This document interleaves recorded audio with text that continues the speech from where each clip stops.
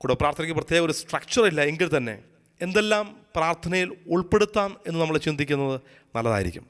അപ്പോൾ നമ്മൾ കുടുംബ പ്രാർത്ഥന നമ്മൾ കുരിശ് വരച്ചുകൊണ്ട് നമ്മൾ ആരംഭിക്കുന്നു. അത് പിന്നെ എപ്പോഴും നമ്മുടെ പ്രാർത്ഥന തുടങ്ങുമ്പം പരിശുദ്ധാത്മാവിനെ വിളിച്ച് നമ്മൾ പ്രാർത്ഥന ആരംഭിക്കുന്നതാണ്.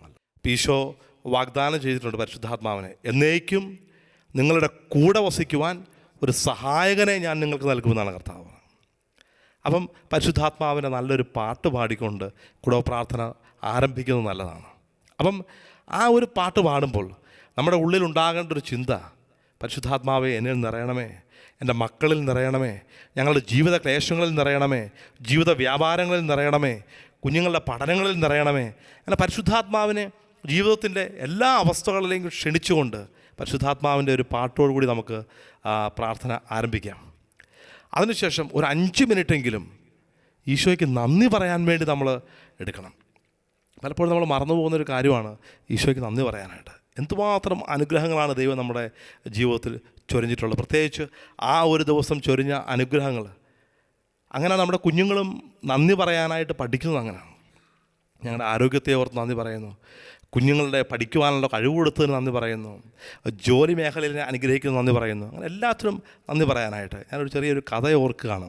ഒരു 70 വയസ്സുള്ള ഒരു മനുഷ്യൻ, അദ്ദേഹം ഹോസ്പിറ്റലിൽ അഡ്മിറ്റായി. കാരണം 2 ദിവസമായിട്ട് യൂറിൻ പാസ് ചെയ്യാനായിട്ട് പറ്റുന്നില്ല. അപ്പോൾ അടിയന്തരമായിട്ടൊരു ഓപ്പറേഷൻ അദ്ദേഹത്തിന് വേണ്ടി വന്നു.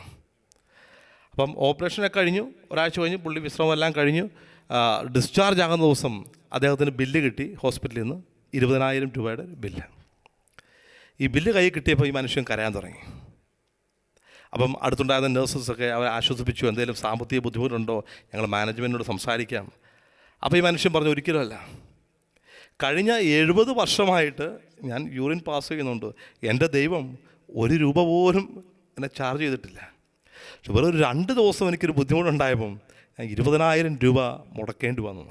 ഞാൻ ഈ ഒരു കഥ പറയാൻ കാര്യം, എന്തുമാത്രം അനുഗ്രഹം ദൈവം നമ്മുടെ ജീവിതത്തിൽ ചൊരിഞ്ഞിട്ടുള്ളത്. നമ്മുടെ ജീവിതത്തിൽ ഒരു പ്രശ്നമുണ്ടായി, നമ്മൾ പ്രാർത്ഥിച്ചു, ആ അനുഗ്രഹം നേടിക്കഴിയുമ്പോൾ നമ്മൾ ചിലപ്പം ദൈവത്തിന് നന്ദി പറയാം.